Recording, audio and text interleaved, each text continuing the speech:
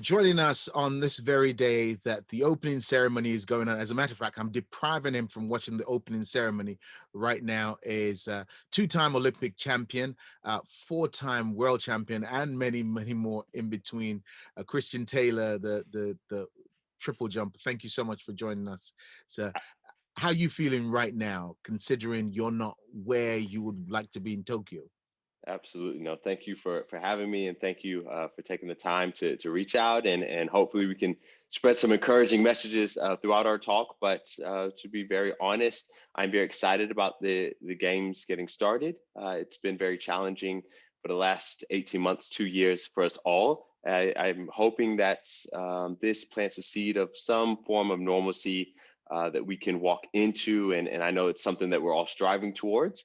I'm a big fan of Japan. Tokyo is actually my favorite city in the world, right? So, of course, I was very disheartened to not have the opportunity to go and compete for my third Olympic Games. Maybe have the opportunity, God willing, to defend my third Olympic title. But at the end of the day, it wasn't meant to be, and I'm here now, and hopefully going to use my platform, use my testimony to still show that I'm who I'm celebrating and giving glory, through the ups and downs. Now, you say Japan has your favorite city. I mean, a little disappointed because I would have thought Loughborough would be your favorite city.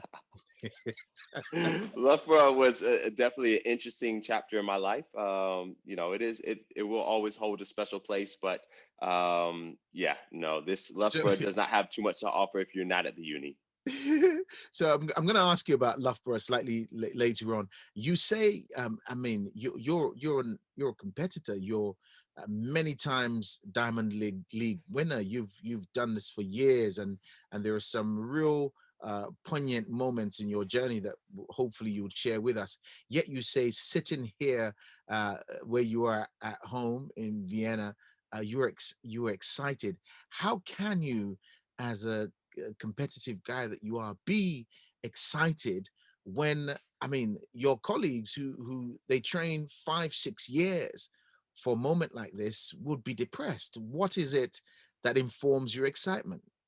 I'm going to be very honest with you, right? This took, there were several phases through this, and this took counseling. This took leaning on my faith. This took the brotherhood. I have a Bible study group that I can just be very open with. It's just fellow athletes, but guys throughout the world that just have a safe place of being vulnerable, being open, and this allowed me to share a bit of my frustration. This allowed me to be very human, and of course, as you said, I have such a competitive nature. I thrive off of these moments. I've worked. It's not 4 or 5 years. It's a lifetime. Every Olympic Games is the greatest games. Every championship that is before you is that moment that you could do something that you've never done. You can touch territory. You can make history. And this is what I strive for every single day in training, and this is the moments I dream for. It is very difficult to watch an opening ceremony that I believed I was prepared for. But when you have an injury, it's unforeseen injury, you have to start to tap into that faith side and say, what God, why? Of course, I think it's very understandable to say, why is this happening? But then also, what do you want me to learn from this? What would you like me to take from this, and how do you want to use me through this? And so, from the initial phase of being very angry, being very confused, almost feeling lost, a few weeks later, I've gotten to the point with having these guys pour into me, having a strong support family unit around me, to tell me that my story is not over. This is just another opportunity to highlight where God is about to take me, right? Because if it's always been on top, then he doesn't have much to work with. But he thrives to use those that are in the valley, and we can only give credit and only allow him to get the glory, when we just lean on him and rely on him. So you are many people would say that you are one of the key people responsible for the Olympics being moved, actually, the date being moved. Tell us a bit about that for those who are not familiar with your part in what's now happening a year later.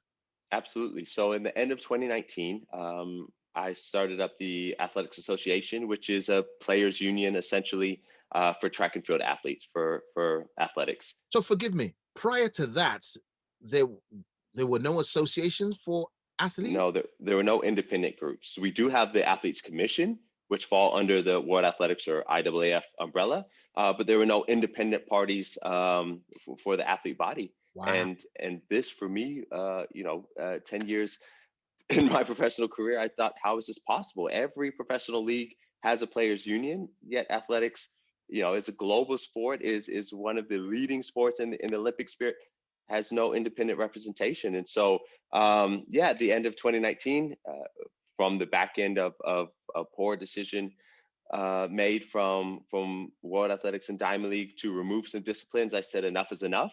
I partnered with many Olympic and world champions globally to say, you know what, let's stand up for something, let's make change, and let's allow our voices to be heard. This was very powerful because I didn't know and I didn't believe that athletes would buy in so quickly. But again, as the idea struck you, the athletes thought, how do we not have something in place? All the football, basketball, all the other sports have something. Why don't we? We talk about being a professional athlete, yet we don't have something like this currently in place. And so the athletes bought in and they were using the social media, and that's the beauty of social media at this time. When something catches, it's like wildfire. It spreads quickly, and we got World Athletics attention very quickly. But then on the bigger stage, the pandemic hit, and so we had to say, well, now let's show the world that our voice matters. Like let's take this assumption out. Let's take this for Thomas Bach, for the IOC, the opportunity to assume what the athletes want and make it very real. Do athletes feel safe competing in a games in 2020? Do they feel safe traveling? And it's not so much even the competition, but do they feel safe returning to their families and possibly putting their families at risk? And when overwhelmingly the athletes were saying, we don't support it, we don't want it, we don't feel comfortable, many felt at a disadvantage not being able to train properly. So they're going to Olympic Games not even having access to training facilities. They said, please, we don't want to do it. And this is what our voice is. This is what we're actually saying.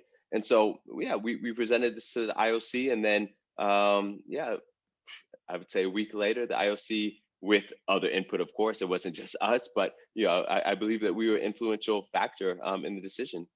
So I want to ask you about your faith. I mean, I'm keen to get from you, since we're in Olympic season. I want to know from you who your tips are for the podiums. But your faith, as you've mentioned, is a big part of your life and your journey, and certainly was key in the life changing injury that you had, where you did something that many say has never been done before in your sport. But where did the journey with Jesus start for you? Yeah, so I've been I like to say a Christian atheist all my life. I grew up in a Christian household. I knew of God, but I didn't have a personal relationship with Him. I knew Him, but I didn't live as a Christian. And so this is why I like to say Christian atheist, because I knew God, but I didn't live it out. And it wasn't until 2012, the London Olympic Games, where I really had my call to come to Jesus moment. I was 22 years old, and I was in the Olympic final, and I was trying so hard. I was doing everything I possibly could to win the Olympic gold, but I just couldn't seem to get things right. And after two fouls, two failed attempts, I had one more attempt to go, and I said, God, if this is the platform you want for me, you're gonna have to show me. If this is what you want for my life, you're gonna have to be uh, present right now. I boldly, from the bottom of my heart, said, you're gonna have to be real right now for me. And I made it to the final, and the next attempt, I won the games. And that was really a moment where I thought, okay, it's actually not about how much I can do, but how much I can really rely on Him. and that changed my entire walk with God. I went home, got baptized, made the decision for myself, confessed, from my mouth, and then that walk was just completely different. It was no longer just knowing of Him, but spending time every day, speaking with Him, having this dialogue, becoming intimate, reading the Word, and knowing what's really on His heart, and that really just changed my entire life. It doesn't Now, mean that it took the nerves away. Doesn't mean that my life I didn't have struggles. You highlighted in after this, actually several months after, I had a lot of injuries in my knees, and after being world Olympic champ, had to switch legs, but leaned on God and said, you know what, I know that you want me here, and I allow that to be my living testimony. and we will talk about that switching legs because you say it just by passing, but for those who don't know, it's quite significant. But I just have to say, just for the record, if I was one of your uh, adversaries at the London Olympics, I would really have an attitude right now because you only won because you brought a higher power into this. That's not fair. It's supposed to be me against you. Why would you bring God into this? Come on, man. Yeah, but everyone has access, right? So I would say maybe it could be cheating, right? But I just tapped into something that is very freely available to all my competitors also, right? So you got the games coming up right now, tap into it, right? Use that same advantage. So let's talk about the injury. I mean, there've been many injuries in your journey, but there's one significant one because for you triple jumpers, I'm told that you train all your life, and actually you have a sequence to your actions. And really, once you're set in that, it never changes. But you had an injury that broke that up. Explain what happened and the significance of it, because you then go to to re-engineer everything that you'd learned from the beginning of your career, which I'm told no, that's never happened before in triple jump. Walk us through it so we can understand. Absolutely. So throughout, as you said, to be a great triple jumper, it is all about repetition. It does not happen overnight. It is just muscle memory, instilling in the movements, and just doing things over and over again. So it took me 10 years to get to the level I was at. Um, but even through college, I had a lot of knee issues. I was from my freshman year, I was working at the school clinic, and I was doing everything I could to just stay healthy. I've been very blessed to have a lot of natural ability and a lot of talent. And so sometimes I didn't have to train every single day because I was doing a lot of rehab, but I was still able to compete at a high level. Eventually became world and Olympic champion right out of college, my junior year. And I thought, okay, wow, God can really fast forward things, though my circumstances didn't seem to add up to the results. Um, but as I highlighted briefly before, after the London Olympics, I actually moved to Loughborough. So this was quite a transition for me because for the first time I was very far from my family, and I talked about this close knit and that support that I had with them. This was now, moving abroad was very difficult for me, because I didn't have that circle that I could really run to and lean to do life with. But once I got overseas, it was just like staying healthy was so difficult, and my knee issues, the tendonitis just continued to get worse, and it got to the point where I was not even able to train at a high level. If I was able to train 1 or 2 times a week, that was it. But to be a professional athlete, that is not enough. Every day you cannot give away one day because that day someone else is getting better. And I was doing my best to stay healthy, and I was not able to thrive. I was not able to push forward. And basically, I went to the 2013 World Championships with barely making the team, barely making it into the final. Um, Made it to the final, came fourth, and didn't even make on the podium after two of the best years of my life. Um, and my coach said, look, we either have to hang this up or we're going to have to try something else. And as I told you, it took 10 years for me to get to this point. I yeah, we made the decision and switch legs. And it seems very foolish to be at the top level, to be at the top of the world, and to essentially start your career over. It would be equivalent to a pitcher or any person riding with one hand their entire life and then switching and riding with the other. It's not pretty. It doesn't feel natural. You have to relearn these motions to eventually get to a point where you trust it, and it comes second nature. Well, I had to force this in a year. But again, God, this was just when my faith could be activated, and God fast forward what I did in 10 years in one. 1 year I later, I was going to ask, became where was God in that process? Where could you see him clearly? where I could see him clearly was when I went to training, and things that I personally expected to take 2 and 3 months at a time were happening in 2 and 3 days. So I was doing motions that I had never done before, overnight, and my coach was over the moon about it. But I would go home and just say, God, what are you doing? I couldn't believe I had so much joy, to think at one point I thought I would have to just hang it up. I reached the top. I was world Olympic champion at 22 years old. I should be proud of my career and walk away. But God said, I'm not done with you. And I really just leaned on that and said, you know what? If this is what you want, show me. If this is what you want, I'm going to depend on you. I'm going to lean on you. And practices became very easy. My health was better than it was in the last 10 years, right? So just favor. I think that's the word. I really saw it day to day in my training. I really felt it in my recovery and my healing. And 1 year later, I became world champion, second farthest jump, short of Jonathan Edwards, but surpassing all my efforts I did the decade before. In 1 year, I was able to surpass that, right? And so it takes me to Ephesians, 3:20. He can do above more than we can imagine, beyond more than we can imagine and believe, right? So uh, I got to live that out, because I thought if I was able to just get to the top, if I was able to just make it to another final. But he was like, I've got so much more for you, you don't even know. And that was just such a blessing. So for those who are not familiar, why aren't you in Tokyo right now?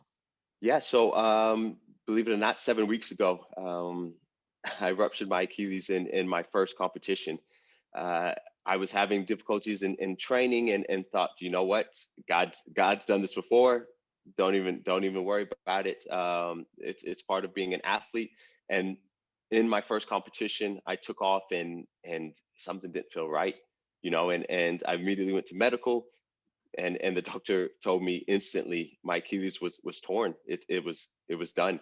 He apologized that Tokyo would be over, but that was it. It was just as quick and simple as that. There was nothing, no ifs, ands, or buts about it. I had no tension in my Achilles anymore, and so the next day I had surgery.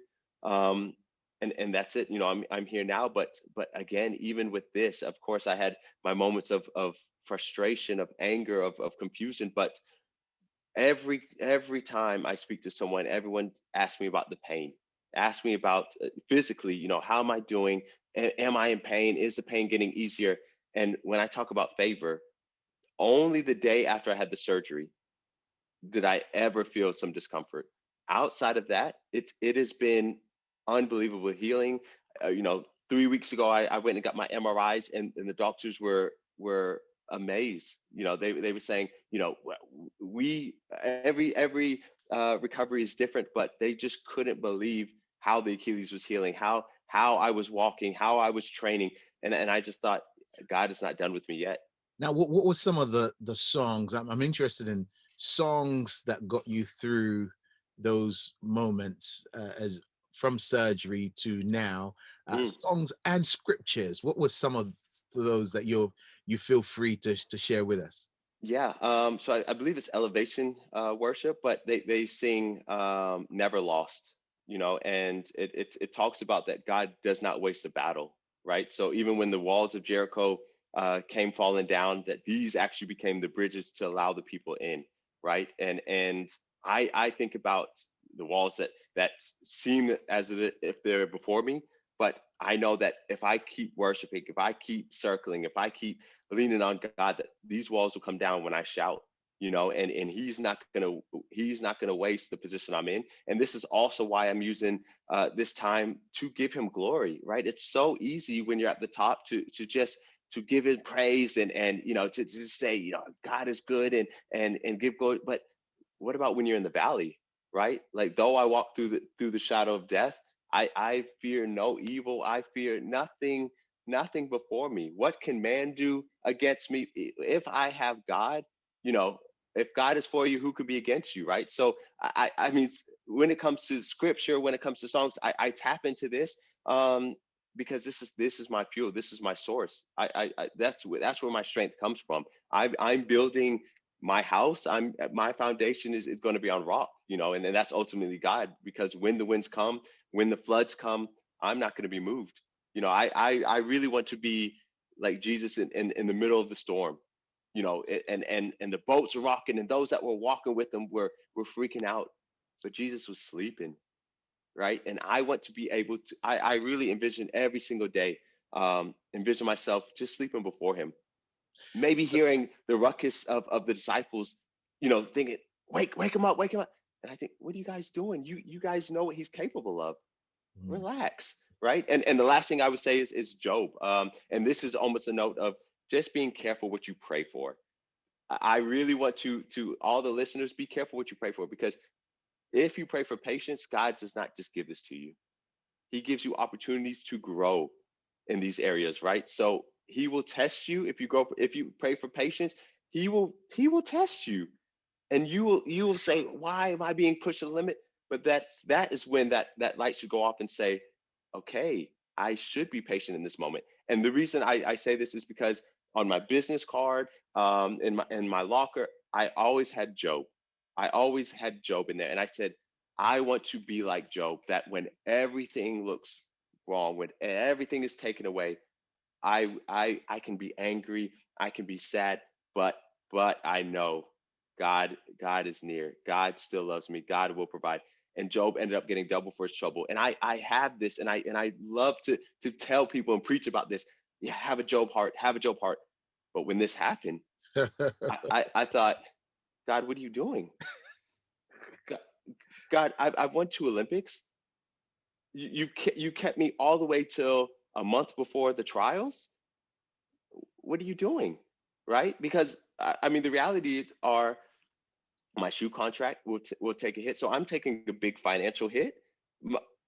There's a big identity crisis I have now, right? Because I'm seen as the favorite. I'm all the papers, all the commentate, everyone is putting their coins on me, putting their weight on me, saying, well, we know it's going to be a fight for set. And this is gone now. So who I thought I was, who I was going into the games, this confidence I had, this swag I had, God was like, no, let's see. You pray to have a Job heart. Let's see. And this is why I give glory to him now, because I'm so grateful. So I say, be careful what you pray for, but know that God hears your prayers. God heard my prayer, and I asked to have a heart like this. That if you take everything away, I still give you the glory, and I'm far from losing everything. But this meant the world to me, right? I'm a professional athlete. I'm an Olympic champion. So this Olympic Games meant everything to me. Oh. But even in this, I say, God, I know you're going to do something beyond what I can think and imagine. So I know your time is short, and thank you so much for giving us so much time. And I really want to find out more about the work that you're doing with athletes in terms of sharing testimony, Christian athletes sharing testimonies and merchandise to tell a story. But let me ask you about the Olympics going on right now. Uh, who are for those of us who watch from the armchair, and we look and think, oh, all we're looking at is the biceps of the athlete and thinking, yeah, I think he's going to win. I think, uh, who are some of the people that you would say watch out for, that you believe, you know what, that athlete in that discipline might surprise you? I think especially in the 400 hurdles, right? So if in the last year, 2 years, between Delilah Muhammad, Sydney McLaughlin. I mean, they're playing with world records. Really, every time they run, they're throwing it back and forth, and it's great because as an American, I take pride to think, well, it feels that we have the gold locked up. It's just going to be between those two ladies.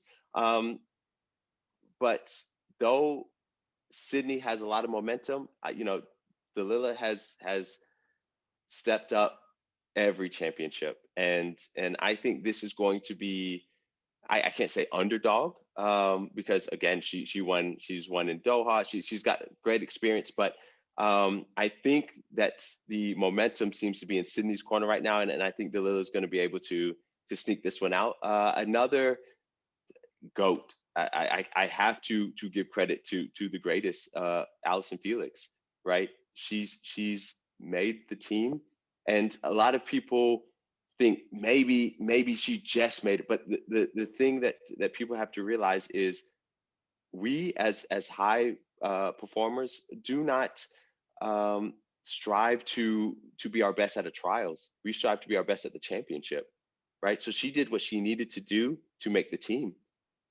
I have only won my national championships one or two times.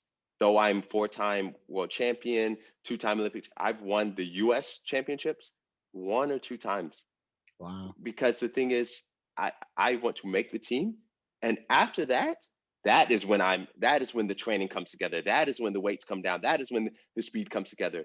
But unfortunately, those that are great and glorious at their nationals usually don't end up being the peaking or the top athletes at the championship. So I would say don't always put your money on those that had excelled 3 weeks ago, because we're almost a month later.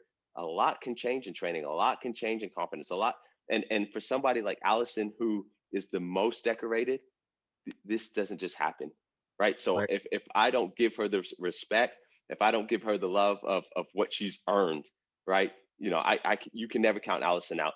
And then just outside the U.S., I want to give some love to Shelly Ann Fraser Price also, because I think this 100 is going to be fire.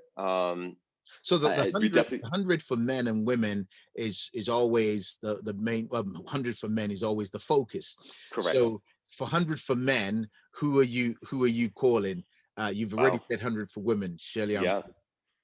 Wow, this is a really tough one, because I believe the 100 women will be the premier event for athletics this year, because the level of it, and also how small of margin it is at an extremely high level. So I think it will be some scary times. It's unfortunate that Richardson is not going to be there, but that's That's a another thing. different discussion. Um, but yeah, I don't know if I could actually say and believe that I could choose a winner for the 100, because for the men, because I think it's just going to be who is the best on this day. And I don't mean that to be cliche, but it's just so small. Everyone is running 9.9. There's no standouts as formerly we had Usain Bolt, Christian Coleman. We don't have someone that is really gapping the rest of the world. It's actually a very small window, and maybe whoever sleeps the best the night before,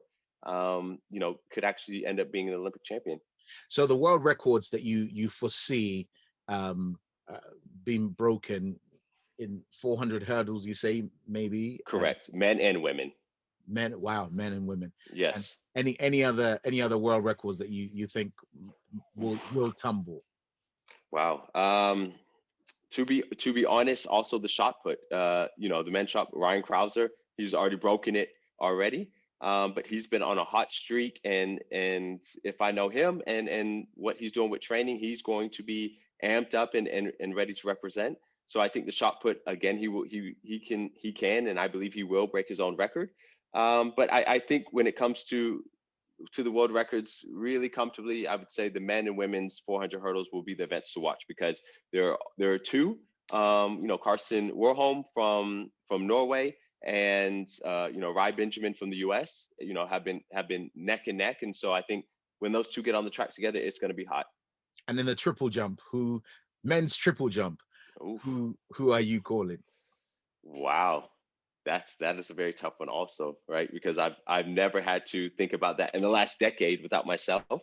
Um, but I will honestly say I'm between two. So I'm Will Clay.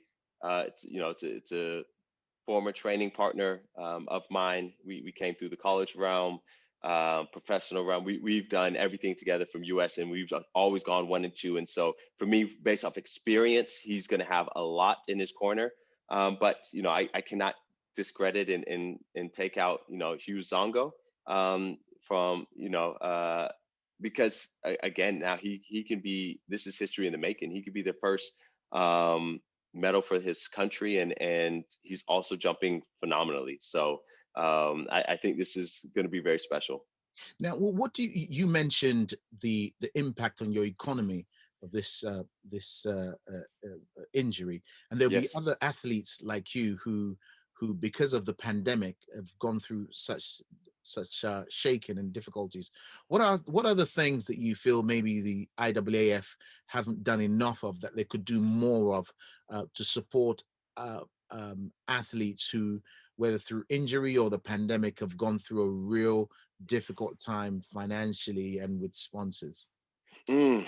So yeah, I don't want to bash World Athletics because I mean they made the effort of passing out COVID relief. They were actually, I would consider, on the front line of being considerate, of being helpful in these times. It was not easy. No, everyone has lost money in all walks of life. So this has been a global pandemic, and it's something that we can all relate to. I would say that the biggest thing that I try to push now is the importance of mental health. And again, this is not a bashing, but just to bring more awareness from their standpoint, and just encouraging athletes to go and get that help, right? Like I talked about how vital it was for me to have a counselor in this time. I have a Christian counselor that we base all our things off scripture, and she encourages me in this aspect. But it's also been very okay to go through those stages of grief, go through those stages of frustration, and understand what I'm dealing with, something I would have not even considered 10 years ago when I started my career, but something for me has been invaluable at this time. And so I would say just being aware and promoting the importance of mental health, because this can slip through the cracks, and then unfortunately, it's always the case that it's too late before you find out that someone next to you, someone close to you, is struggling. And finally, something we're talking about supporting athletes, something you yourself are doing, which is inscribed in your hat, I believe. Uh, Right. Heaven to the year, I believe it is. Heaven to the, Uh, yeah, yeah. you deal with sharing stories of athletes, friends and training partners of yours, and people that you've known, and also you make sure merchandise is available to share the story of positivity. Tell us a bit more about how that started and the work that it's doing. Absolutely, yeah. So it was really a beautiful partnership, a blessing in disguise. We connected through social media, and this wonderful lady basically reached out and said she had a dream that she wants to save. She wants to save lives. She wants to save people's eternity. I have the shirt of eternal peace, right? And so she just said, in these times of trouble and fear, how can we promote joy, peace, um, you know, just being saved, and the grace that we all have access to, this peace that we all have access to. And so we talked about just using social media, using an established platform to just spread those messages, and then also to make it very real, to find athletes through all walks. Last night I talked to a Paralympian, again, an Olympic champion in the shot putter, but week in and week out, I want to highlight and talk to people from all walks of life, to just also being encouraging, because sometimes it needs to come from one angle or one perspective to really sink in. And so we try to get a variety of people in all walks of life, but to share their testimonies, to share how God has used them, and sometimes challenged them. Last night, I mean, we even spoke to Michelle Carter, and she talked about actually challenging God on his word, making sure that he is no liar, and he stays true to what he says, and keeps to his promises. And she had to stand on that to eventually become Olympic champion when her circumstances were completely against this, right? So it's just with the merchandise, it's just we're selling just messages that can be inspiring, that can be motivating and encouraging to your coworkers, to your family, but also to steer away from people like me that knew God but don't live it out, right? So this is very, I can relate to this more than anything, that I knew who God was, but I was not living that out. And our merchandise is really to just push that message, like don't just talk about it, be about it, And so we're encouraging Christians to just walk that walk. Now, finally, for someone who wants to keep you in their prayers, what should they be praying for you and those around you? Yeah, thank you so much for this, first and foremost, and secondly, it would just be that I can maximize this platform, this time in my life, this season of my life, to glorify Him. I don't want to make this about me. I don't. I just I believe this is going to be a beyond gold moment. This is going to be a moment that God can shine greater than He could, that if I was on top of the podium. And that's what I'm really striving for. Christian, thank you so much. Premier Gospel.